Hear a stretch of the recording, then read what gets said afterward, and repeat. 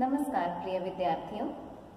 हरियाणा विद्यालय शिक्षा विभाग द्वारा प्रसारित किए जा रहे उपग्रह शैक्षिक प्रसारण में मैं नीतिका आप सभी का हार्दिक स्वागत करती हूँ, अभिनंदन करती हूँ।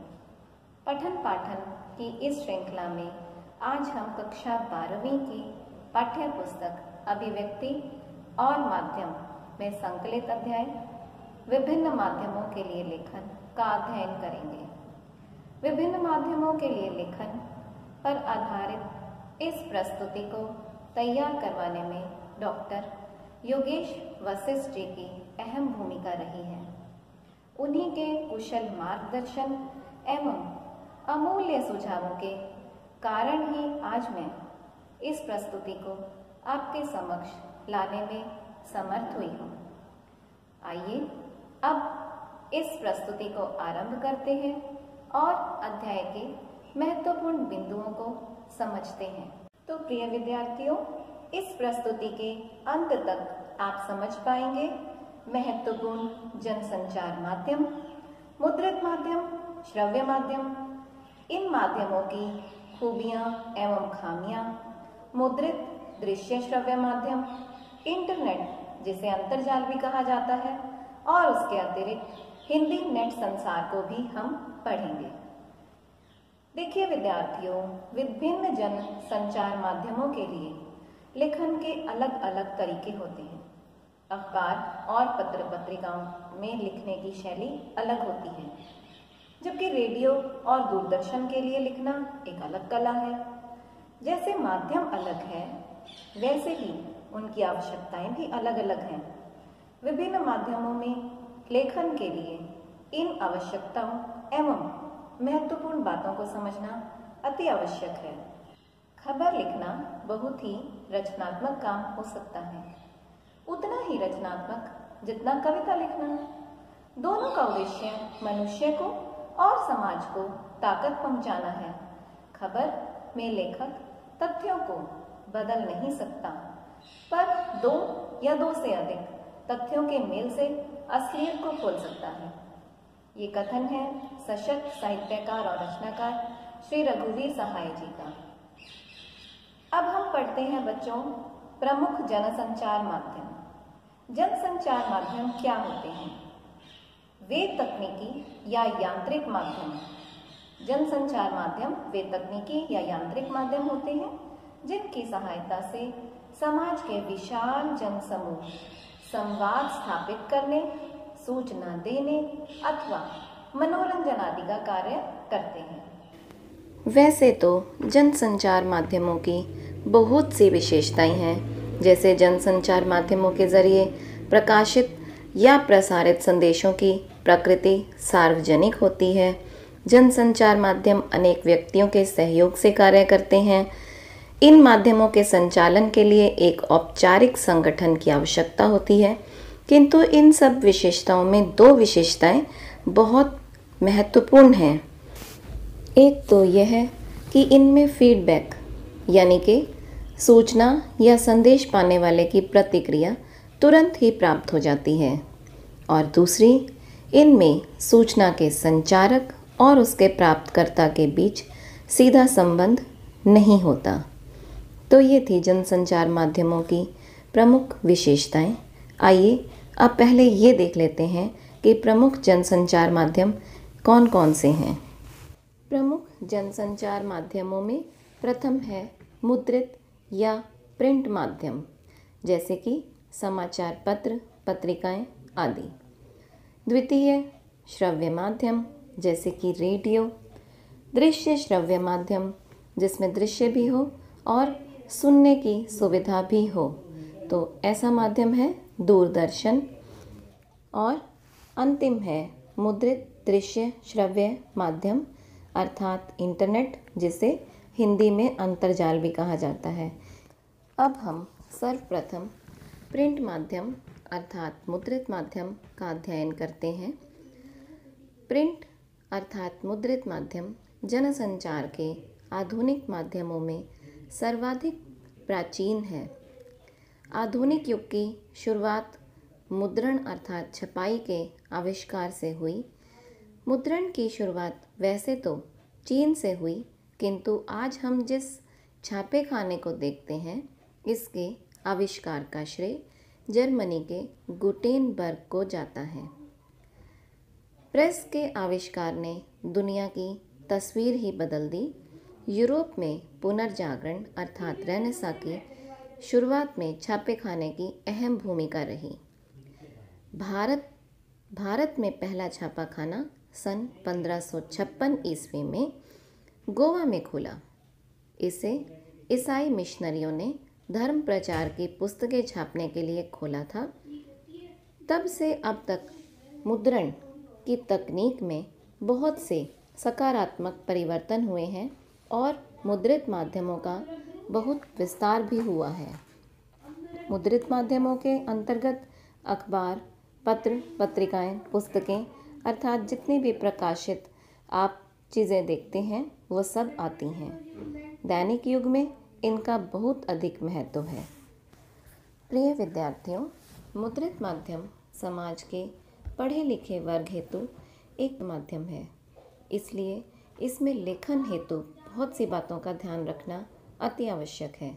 आइए अब उन महत्वपूर्ण बिंदुओं पर ध्यान देते हैं।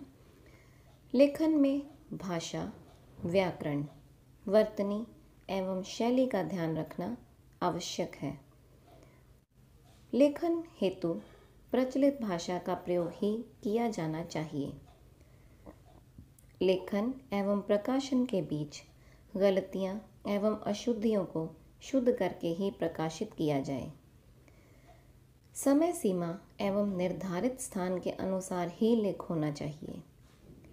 लेखन में सहज, स्पष्ट एवं सरल भाषा का प्रयोग हो जिसे उस स्थान के लोग सरलता से समझ सकें। तारतम्यता एवं प्रवाहमयता का भी पूर्ण ध्यान रखना अति आवश्यक है। इन सब बातों के साथ साथ हमें ये भी ध्यान रखना चाहिए कि लिखित भाषा और मौखिक भाषा में सबसे बड़ा अंतर ये होता है कि लिखित भाषा अनुशासन की मांग करती है। बोलने में एक स्वतः स्फूर्तता होती है, लेकिन लिखने में भाषा, व्याकरण, वर्तनी और शब्दों के उपयुक्त इस्तेमाल का ध्यान रखना बहुत ज़रूरी है। इतना ही नहीं, अगर लिखे हुए को प्रकाशित होना है अर्थात काफ़ी लोगों तक पहुंचना है तो आपको एक प्रचलित भाषा में ही लिखना पड़ता है जिसे अधिक से अधिक लोग समझ सकें। आइए अब मुद्रित माध्यमों की खूबियों पर चर्चा करते हैं। वैसे तो मुद्रित माध्यमों की बहुत सी खूबियां हैं, हम उसकी विशेषताएं देख ही चुके हैं। प्रथम हम बात करते हैं स्थायित्व। मुद्रित माध्यमों में छपे हुए शब्द स्थायी होते हैं। इन्हें हम धीरे धीरे आराम से अपनी सुविधानुसार पढ़ सकते हैं। चिंतन, विचार एवं विश्लेषण का सशक्त माध्यम। मुद्रित माध्यम चिंतन, विचार और विश्लेषण का एक बहुत सशक्त माध्यम है। पढ़ते पढ़ते हम चिंतन, विचार आदि भी कर सकते हैं। इसे बार बार भी पढ़ सकते हैं। भाषा का विस्तार, व्याकरण, वर्तनी आदि दोषों का परिष्कार होता है। मुद्रित माध्यम में लिखित भाषा की सभी विशेषताएं देखी जा सकती हैं। निरंतर समाचार पत्र, पत्रिकाएं एवं अन्य पुस्तकें आदि पढ़कर हम अपनी भाषा का परिष्कार कर सकते हैं। उसके साथ साथ व्याकरण, वर्तनी आदि दोषों का भी परिष्कार किया जा सकता है। सरलता एवं सुगमता। मुद्रित माध्यम हमें सरलता से उपलब्ध हो जाते हैं और अपनी सुविधा अनुसार हम इन्हें कहीं भी पढ़ सकते हैं, ले जा सकते हैं। एक प्रमुख खूबी जो मुद्रित माध्यम की है वह सूचना देना अथवा सूचित करना। जनसंचार माध्यमों का प्रमुख कार्य सूचना देना है। हमें उनके ज़रिए ही दुनिया भर से सूचनाएं प्राप्त होती हैं। हमारी ज़रूरतों का एक बहुत बड़ा हिस्सा जनसंचार माध्यमों के ज़रिए ही पूरा होता है। शिक्षित करना। जनसंचार माध्यम सूचनाओं के द्वारा हमें जागरूक करते हैं, हमें देश दुनिया के हाल से परिचित कराने और उनके प्रति सजग बनाने में मुद्रित माध्यम का बहुत बड़ा हाथ है। मनोरंजन करना। जनसंचार माध्यम मनोरंजन के भी प्रमुख साधन हैं। एजेंडा तय करना। जनसंचार माध्यम सूचनाओं एवं विचारों के जरिए किसी भी देश और समाज का एजेंडा भी तय करते हैं। विभिन्न नवीन सरकारी नीतियों का सकारात्मक एवं नकारात्मक पक्ष रखना, इसे हम निगरानी करना भी कह सकते हैं। किसी लोकतांत्रिक समाज में जनसंचार माध्यमों की एक प्रमुख विशेषता ये है कि वो सरकार और संस्थाओं के कामकाज पर निगरानी रखते हैं। सरकारी नीतियों के सकारात्मक एवं नकारात्मक पक्ष लोगों तक पहुंचाते हैं। यह भी मुद्रित माध्यमों की एक बहुत बड़ी खूबी है। आइए अब मुद्रित माध्यमों की खामियों पर बात करते हैं। मुद्रित माध्यमों की खामियों में सबसे बड़ी खामी है साक्षरता की अनिवार्यता। मुद्रित माध्यमों को उपयोग करने के लिए हमें साक्षर होना अति आवश्यक है। अनपढ़ लोगों के लिए यह माध्यम उतना सशक्त, उतना उपयोगी नहीं है। नवीनतम सूचनाओं की प्राप्ति में देरी। समाचार पत्र 24 घंटे के बाद ही छपता है या कुछ अधिक समय में भी पाक्षिक, मासिक, पाक्षिक पत्र 15 दिनों में, मासिक पत्र माह में, अर्धवार्षिक भी पत्र होते हैं। अलग अलग समय पर पत्र पत्रिकाएं आदि छपते हैं, तो इसमें हमें नवीनतम सूचनाओं की प्राप्ति में बहुत समय लग जाता है। लेखन के लिए स्थान की कमी। किसी भी समाचार को प्रकाशित करने के लिए एक निश्चित निर्धारित स्थान होता है। उतने ही निर्धारित स्थान में ही समाचार को लिखा जाता है। इसके लिए लेखन में स्थान की कमी रह जाती है। भाषा की शुद्धता। मुद्रित माध्यमों में लेखन के लिए भाषा की शुद्धता का पूर्ण ध्यान रखा जाता है। समय सीमा एवं स्थान का भी पूर्ण ध्यान रखा जाता है। इस कारण से समाचार लेखन में कुछ देरी भी हो सकती है। दृश्यों के अभाव के कारण समाचार को समझना थोड़ा कठिन भी हो जाता है। प्रिय विद्यार्थियों, अब तक हमने मुद्रित माध्यम को पढ़ा, उसकी खूबियाँ एवं खामियाँ भी देखी। आइए अब श्रव्य माध्यम को पढ़ते हैं। रेडियो एक श्रव्य माध्यम है। रेडियो में सब कुछ ध्वनि, स्वर एवं शब्दों का ही खेल है। रेडियो को श्रोताओं से संचालित माध्यम माना जाता है। यह माध्यम समाज के शिक्षित, अशिक्षित, ग्रामीण, शहरी अथवा अमीर और गरीब आदि सभी वर्गों के द्वारा ही प्रयोग किया जाता है। यह उपयोग में भी सरल है एवं एक सस्ता माध्यम भी है। आइए अब रेडियो समाचार लेखन की उल्टा पिरामिड शैली को देखते हैं, जिसे हम रेडियो समाचार की संरचना भी कह सकते हैं या ये भी कह सकते हैं कि समाचार किस प्रकार से लिखा जाता है। रेडियो समाचार की संरचना समाचार पत्र अथवा दूरदर्शन की तरह उल्टा पिरामिड शैली पर ही आधारित होती है। किसी भी माध्यम के लिए समाचार लिखना हो, समाचार लेखन की सबसे प्रचलित, प्रभावी एवं लोकप्रिय शैली उल्टा पिरामिड शैली ही है।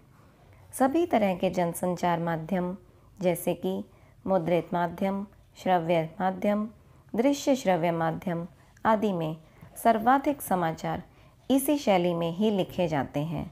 यही सबसे सशक्त समाचार लेखन की शैली मानी गई है। उल्टा पिरामिड शैली में समाचार के सबसे महत्वपूर्ण तथ्य को सबसे पहले लिखा जाता है। इसमें क्या, कहाँ, कब, कौन अर्थात किसके साथ हुआ आदि का ब्यौरा रहता है। जब आप समाचार पढ़ते हैं अथवा सुनते हैं तो शुरू में ही आपको ये बता दिया जाता है कि कहाँ पर, कब, क्या हुआ। सबसे महत्वपूर्ण तथ्य अथवा सूचना को समाचार के आरंभ में ही बताया या लिखा जाता है। उल्टा पिरामिड शैली में समाचार को 3 हिस्सों में विभाजित किया जाता है। प्रथम इंट्रो, जिसे मुखड़ा भी कहा जाता है, बॉडी, और तीसरे नंबर पर आता है समापन। इंट्रो को लीड और हिंदी में मुखड़ा भी कहा जाता है। इसमें खबर के मूल तत्व को 1 से 2 पंक्तियों में बता दिया जाता है। ये समाचार का सर्वाधिक महत्वपूर्ण भाग माना जाता है। इसके बाद आता है बॉडी में समाचार का विस्तृत ब्यौरा क्रमानुसार दिया जाता है। अंत में समापन रहता है। इसमें प्रासंगिक तथ्य तथा सूचनाएं दी जाती हैं। उल्टा पिरामिड शैली में वैसे समापन में अधिक सूचनाएं आदि नहीं दी जाती हैं, क्योंकि सभी महत्वपूर्ण बातें इंट्रो और बॉडी में आ चुकी होती हैं। रेडियो हेतु समाचार लेखन के लिए बुनियादी बातें जिनका हमें अवश्य ध्यान रखना चाहिए वे इस प्रकार हैं। रेडियो पर समाचार का सीधा प्रसारण होता है और समाचार वादक पहले से ही लिखे हुए समाचारों को पढ़कर सुनाता है। रेडियो पत्रकारों को अपने श्रोताओं का पूरा ध्यान रखना चाहिए।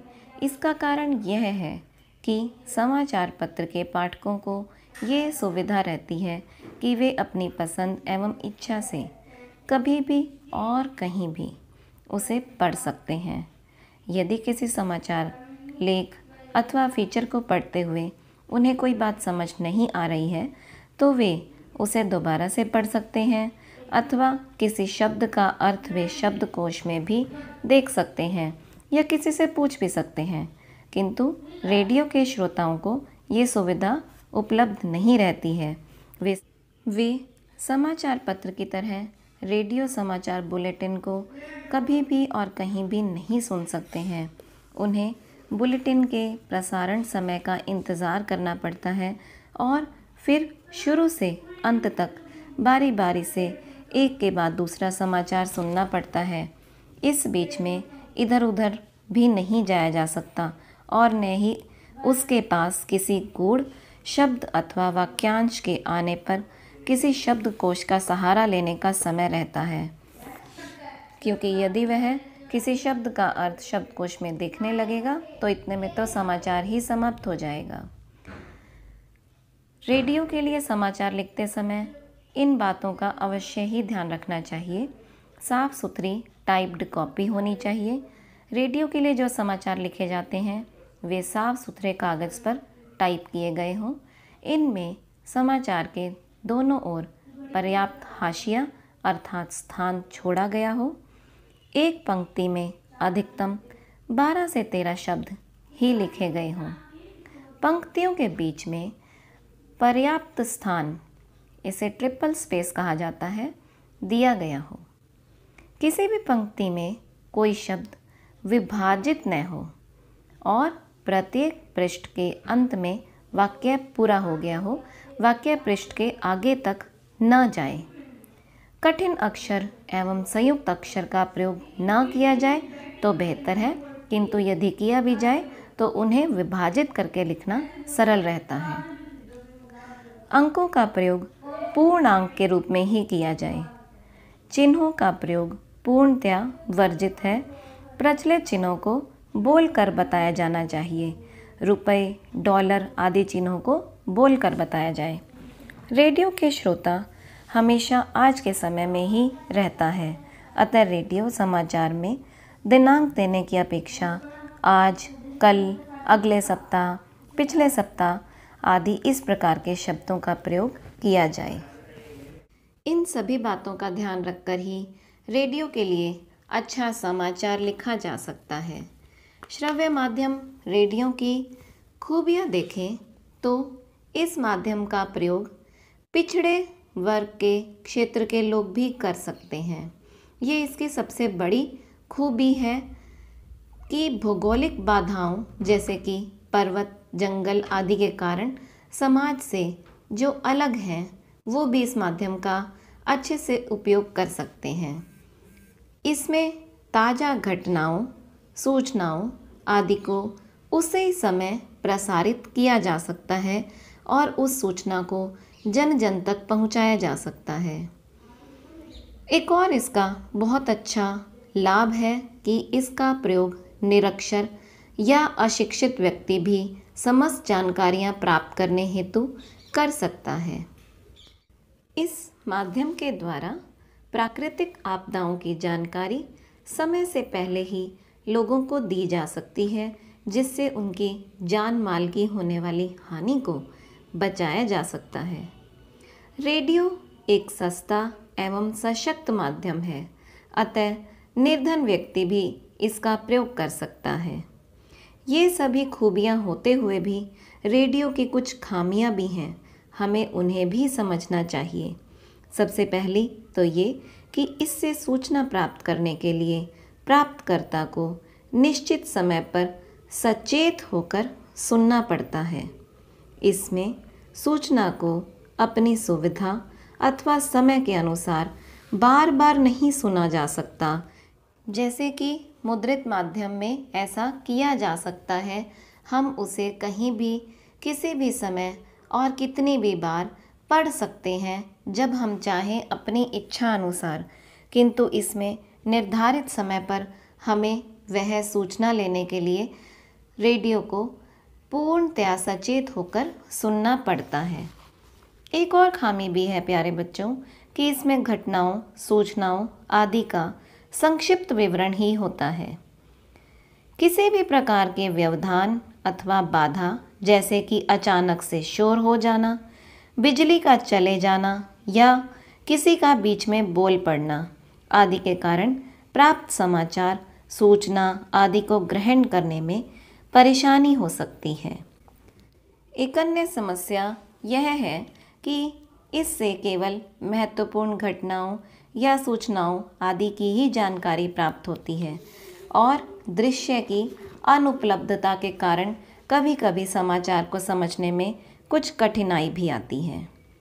तो प्रिय विद्यार्थियों, आगे बढ़ते हुए हम दृश्य श्रव्य माध्यम अर्थात दूरदर्शन के विषय में पढ़ते हैं।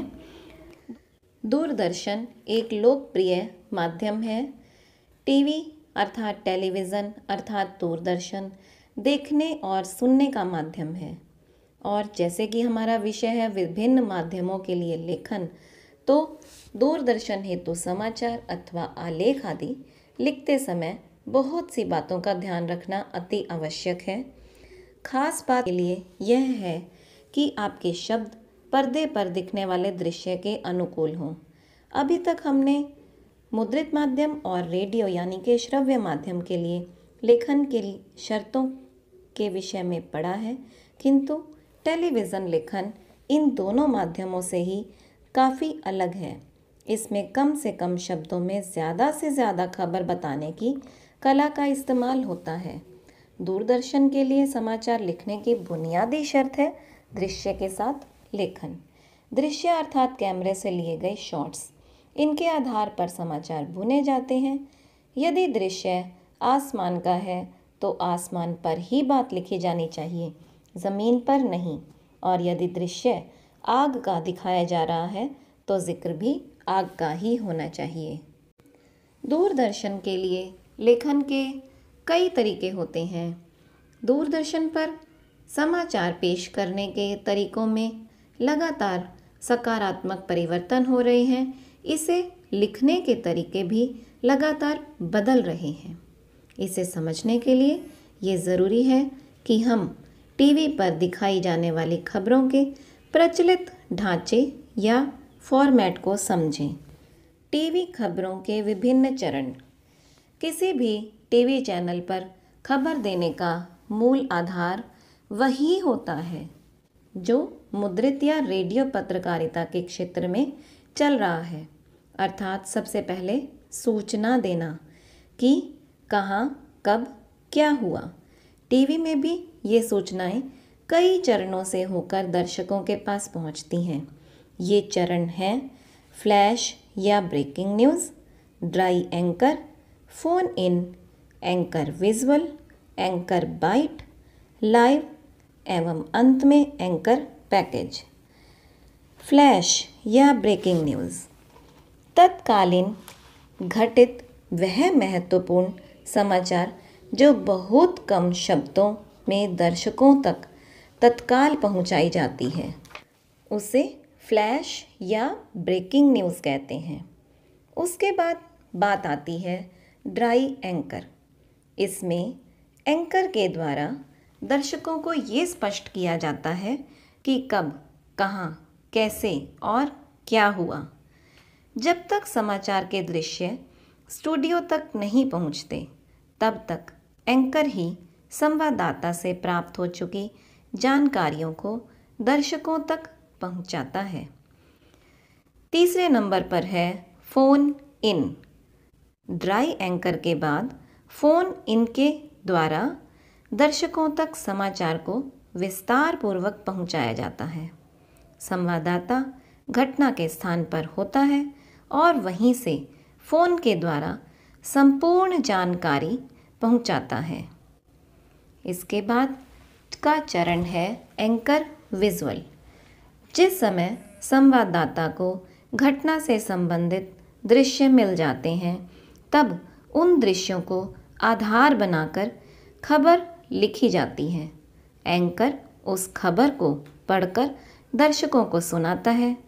पहले सूचना प्रदान की जाती है, बाद में घटनाओं से संबंधित दृश्य भी दर्शकों तक पहुंचाए जाते हैं। एंकर विजुअल के बाद आता है एंकर बाइट। बाइट से अभिप्राय है कथन।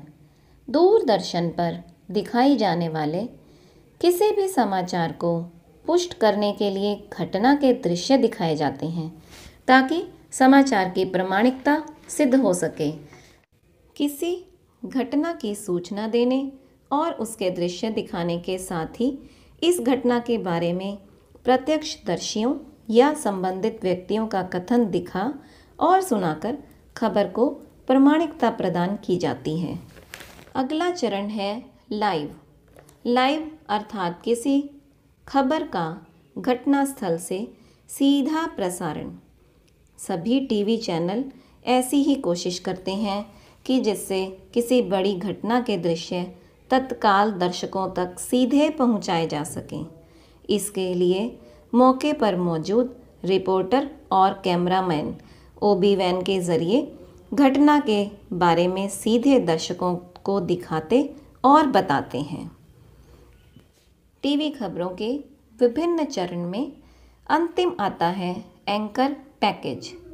पैकेज किसी भी खबर को संपूर्णता के साथ पेश करने का एक जरिया है। इसमें घटना के दृश्य, घटना से संबंधित व्यक्तियों के कथन, समाचार, ग्राफिक आदि के द्वारा सूचनाएं दी जाती हैं। तो प्रिय विद्यार्थियों, ये थे टीवी खबरों के विभिन्न चरण। अब हम आगे बढ़ते हुए करते हैं इंटरनेट। इंटरनेट अर्थात मुद्रित दृश्य श्रव्य माध्यम। इंटरनेट पत्रकारिता, ऑनलाइन पत्रकारिता, साइबर पत्रकारिता या वेब पत्रकारिता, इसे आप कुछ भी कह लीजिए। हम सभी के लिए अब यह एक आदत सी बनती जा रही है। जो लोग इंटरनेट के अभ्यस्त हैं या जिनके पास 24 घंटे इंटरनेट की सुविधा उपलब्ध है, उन्हें अब कागज़ पर छपे हुए समाचार उतने ताज़े या मन भावन नहीं लगते। वे हर घंटे या कुछ ही समय में स्वयं को अपडेट करना चाहते हैं। उन्हें ऐसी आदत ही हो जाती है। भारत में कंप्यूटर साक्षरता की दर बहुत तेज़ी से बढ़ रही है।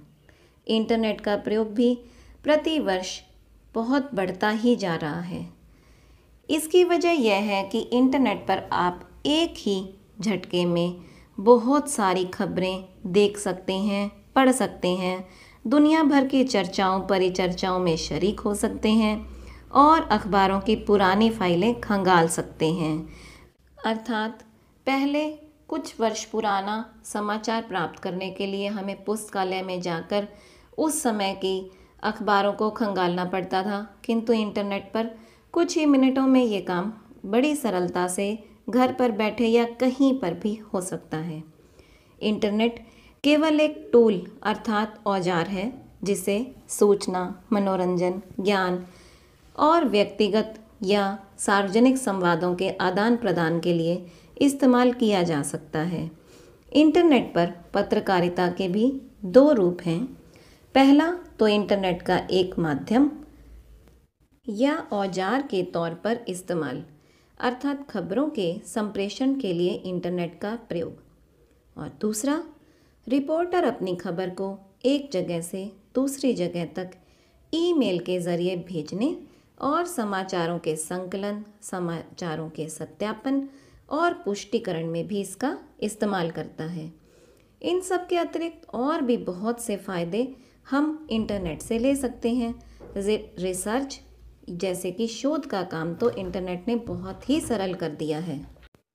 किंतु इतने सब फ़ायदे होते हुए भी एक समस्या यह है कि इंटरनेट जहाँ सूचनाओं के आदान प्रदान का इतना सशक्त औजार है, इतना बढ़िया माध्यम है, वहीं वह अश्लीलता, दुष्प्रचार एवं गंदगी फैलाने का भी एक बहुत बड़ा जरिया बन चुका है।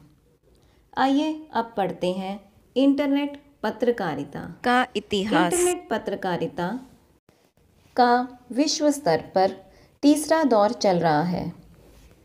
पहला दौर था 1982 से 1992 तक, जबकि दूसरा दौर चला 1993 से 2001 तक। तीसरे दौर की इंटरनेट पत्रकारिता 2002 से अब तक की है। पहले चरण में इंटरनेट स्वयं प्रयोग के धरातल पर था, इसलिए बड़े बड़े प्रकाशन समूह यही देख रहे थे कि कैसे समाचारों की उपस्थिति सुपर इंफॉर्मेशन हाईवे पर दर्ज हो। किंतु आज के दौर में तकनीक के स्तर पर भी इंटरनेट का जबरदस्त विकास हुआ है। नई वेब भाषा HTML, hyper text marked up language I, internet email आया, इंटरनेट एक्सप्लोरर और नेटस्केप नाम के ब्राउज़र आए। इनके कारण और आगे होने वाले अनेकों परिवर्तनों के कारण इंटरनेट एक बहुत बढ़िया माध्यम हो गया है। सूचनाओं के आदान प्रदान के माध्यम के तौर पर इंटरनेट का कोई जवाब नहीं है। इसकी प्रासंगिकता आज है और आगे भी बनी ही रहेगी। इंटरनेट पत्रकारिता का 2002 से शुरू हुआ तीसरा दौर सच्चे अर्थों में बहुत ही टिकाऊ साबित हुआ है और होता रहेगा। भारत में इंटरनेट पत्रकारिता, आइए बच्चों अब इसके बारे में पढ़ते हैं। भारत में इंटरनेट पत्रकारिता का अभी दूसरा दौर चल रहा है। भारत के लिए पहला दौर 1993 से शुरू हुआ माना जाता है, जबकि दूसरा दौर सन 2003 में शुरू हुआ। आज पत्रकारिता की दृष्टि से Times of India, Hindustan Times, Indian Express, Hindu, Statesman, Pioneer, NDTV, IBN, Zee news, Aaj Tak आदि आदि की साइटें बहुत ही बेहतर काम कर रही हैं। भारत में rediff.com, इंडिया इन्फोलाइन, सिफी आदि जैसी बहुत सी साइटें हैं जो सच्चे अर्थों में वेब पत्रकारिता का काम कर रही हैं। वेबसाइट पर विशुद्ध पत्रकारिता शुरू करने का श्रेय tehelka.com को जाता है। प्रिय विद्यार्थियों, अब हम हिंदी नेट संसार के विषय में पढ़ते हैं। हिंदी में नेट पत्रकारिता वेब दुनिया के साथ ही शुरू हो गई थी। इंदौर के नई दुनिया समूह से शुरू हुआ ये पोर्टल हिंदी का संपूर्ण पोर्टल है। इसके साथ ही हिंदी की अखबारों ने भी विश्वजाल में अपनी उपस्थिति दर्ज करनी शुरू कर दी थी। जागरण, अमर उजाला, नई दुनिया, हिंदुस्तान, भास्कर, नवभारत टाइम्स, प्रभात खबर, राजस्थान पत्रिका, राष्ट्रीय सहारा के वेब संस्करण आरंभ हुए। प्रभा साक्षी नाम से भी शुरू हुआ अखबार प्रिंट रूप में न होकर केवल इंटरनेट पर ही उपलब्ध है। आज पत्रकारिता के दृष्टि से हिंदी की सर्वश्रेष्ठ साइट BBC की है। यही एक साइट है जो इंटरनेट के मानदंडों के हिसाब से चल रही है। हिंदी वेब जगत का एक अच्छा पहलू ये है कि इसमें कई साहित्यिक पत्रिकाएं चल रही हैं। अनुभूति, अभिव्यक्ति, हिंदी नेस्ट, सराय, सेतु, इन सब के अतिरिक्त भारत से बाहर भी अनेक देशों में हिंदी की वेब पत्रिकाएं चल रही हैं, जिनमें हम अपने लेख, आलेख, शोध आलेख आदि प्रकाशित करवा सकते हैं। वैसे तो हिंदी वेब पत्रकारिता में लगातार सुधार हो रहा है, किंतु फिर भी अभी हिंदी पत्रकारिता वेब संस्करण के आधार पर अपने शैशव काल में ही है। इसकी सबसे बड़ी समस्या हिंदी के फ़ॉन्ट की है। आज तक भी हमारे पास कोई एक कीबोर्ड नहीं है। डायनामिक फ़ॉन्ट की अनुपलब्धता के कारण हिंदी की ज़्यादातर साइटें खुलती ही नहीं हैं। अब माइक्रोसॉफ्ट और वेब दुनिया ने यूनिकोड फ़ॉन्ट बनाए हैं, किंतु ये भी इतने उपयोगी सिद्ध नहीं हो पा रहे हैं। इन सब के अतिरिक्त और भी बहुत सी समस्याएं हैं, जिनका समाधान करने का प्रयास किया जा रहा है। तो प्रिय विद्यार्थियों, अब तक हमने इस अध्याय में बहुत से बिंदुओं पर ध्यान दिया, जैसे कि प्रमुख जनसंचार माध्यम, उनकी खूबियाँ एवं खामियाँ, इंटरनेट, हिंदी नेट संसार आदि आदि। अब इसी आधार पर कुछ अभ्यास के प्रश्न हैं, आइए उनका अध्ययन करते हैं। नीचे दिए गए प्रश्नों के उत्तर के लिए 4 विकल्प दिए गए हैं। सटीक विकल्प पर सही का निशान लगाइए। तो आगे जो प्रश्न दिए जा रहे हैं उसमें आपको 4 विकल्प मिलेंगे। जो सही विकल्प आपको लगे उस पर सही का निशान लगाना है। तो प्रथम प्रश्न है, इंटरनेट पत्रकारिता आजकल बहुत लोकप्रिय है क्योंकि विकल्प पढ़ते हैं। प्रथम है, इससे दृश्य एवं प्रिंट दोनों माध्यमों का लाभ मिलता है। द्वितीय, इससे खबरें बहुत तीव्र गति से पहुंचाई जाती हैं। अगला विकल्प है, इससे खबरों की पुष्टि तत्काल होती है। और चौथा विकल्प दिया गया है, इससे न केवल खबरों का संप्रेषण, पुष्टि, सत्यापन होता है, बल्कि खबरों के बैकग्राउंडर तैयार करने में तत्काल सहायता मिलती है। तो प्रिय विद्यार्थियों, इन सब में सबसे सही उत्तर वही है जो आप सोच रहे हैं। मैंने भी वही सोचा है। चौथा विकल्प सही है कि इससे न केवल खबरों का संप्रेषण, पुष्टि, सत्यापन होता है, बल्कि खबरों के बैकग्राउंडर तैयार करने में तत्काल सहायता मिलती है। आइए अब अगला प्रश्न देखते हैं। टीवी पर प्रसारित खबरों में सबसे महत्वपूर्ण है। विकल्प पढ़ते हैं। पहला है विजुअल, दूसरा नेट, तीसरा बाइट, चौथा है उपयुक्त सभी। तो दोबारा एक बार प्रश्न पढ़ें तो टीवी पर प्रसारित खबरों में सर्वाधिक महत्वपूर्ण, सबसे महत्वपूर्ण क्या है? विजुअल भी ज़रूरी है, नेट भी ज़रूरी है, बाइट भी ज़रूरी है। तो क्योंकि ये सभी ज़रूरी हैं तो आप जो सोच रहे हैं वही उत्तर सही है। कौन सा उत्तर? चौथा, उपयुक्त सभी। तो हम चौथे को ही सही मानेंगे, इसे ही निशान लगाएंगे। आइए अब अगला प्रश्न देखते हैं। रेडियो समाचार की भाषा ऐसी हो, कैसी? आइए 4 विकल्पों में देखते हैं। जिसमें आम बोलचाल के शब्दों का प्रयोग हो। दूसरा, जो समाचार वाचक आसानी से पढ़ सके। तीसरा विकल्प दिया गया है जिसमें आम बोलचाल की भाषा के साथ साथ सटीक मुहावरों का इस्तेमाल हो। और चौथा विकल्प दिया गया है जिसमें सामासिक और तत्सम शब्दों की बहुलता हो। तो प्रिय विद्यार्थियों, इन सभी विकल्पों में से वही विकल्प मुझे भी सही लग रहा है जो आपको सही लग रहा है। जी हाँ, तीसरा विकल्प सही है जिसमें आम बोलचाल की भाषा के साथ साथ सटीक मुहावरों का इस्तेमाल हो। तो इसमें तीसरा विकल्प सही रहेगा। ये थे कुछ अभ्यास के प्रश्न। आशा करती हूँ आपको ये अध्याय अच्छे से समझ आ गया होगा। जनसंचार माध्यमों का हमारे जीवन से गहरा संबंध होता है। किसी को समाचार पढ़ना अच्छा लगता है तो किसी को समाचार को देखना या सुनना अच्छा लगता है। इस अध्याय में विभिन्न माध्यमों के लिए समाचार लेखन से संबंधित महत्वपूर्ण बिंदुओं का अध्ययन किया। टीवी खबरों के विभिन्न चरणों को भी देखा, इंटरनेट को भी पढ़ा। उसके साथ साथ भारत में इंटरनेट पत्रकारिता और हिंदी नेट संसार पर भी संक्षिप्त रूप से अध्ययन किया। आशा करती हूँ आपको यह अध्याय अच्छे से समझ आ गया होगा। धन्यवाद।